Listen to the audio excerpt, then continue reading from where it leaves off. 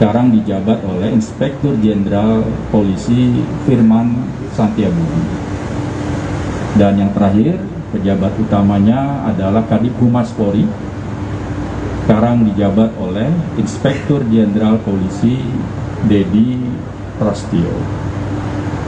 Selain itu ada 6 Kapolda yang dilantik. Yang pertama Kapolda Jawa Barat, sekarang diemban oleh Inspektur Jenderal Polisi Suntana. Kemudian Kapolda Bangka Belitung, sekarang diemban oleh Inspektur Jenderal Polisi Yan Sultra Indrajaya. Kemudian Kapolda Kalimantan Tengah dijabat oleh Inspektur Jenderal Polisi Nanang Avianto.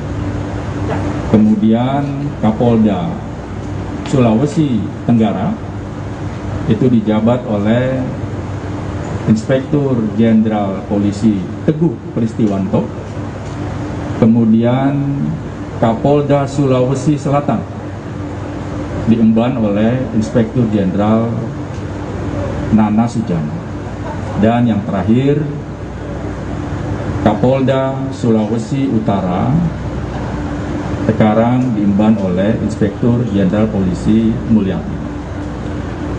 Tentunya kenaikan pangkat dan juga pergeseran atau mutasi di lingkungan Polri ini merupakan satu yang dinamis di dalam organisasi, dan itu terus akan berjalan di institusi Polri.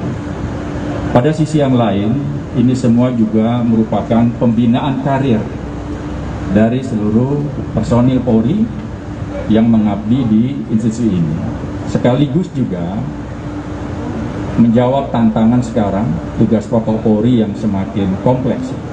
Diharapkan pejabat-pejabat baru tersebut mampu menjawab tantangan-tantangan terkini yang dihadapi oleh institusi Polri.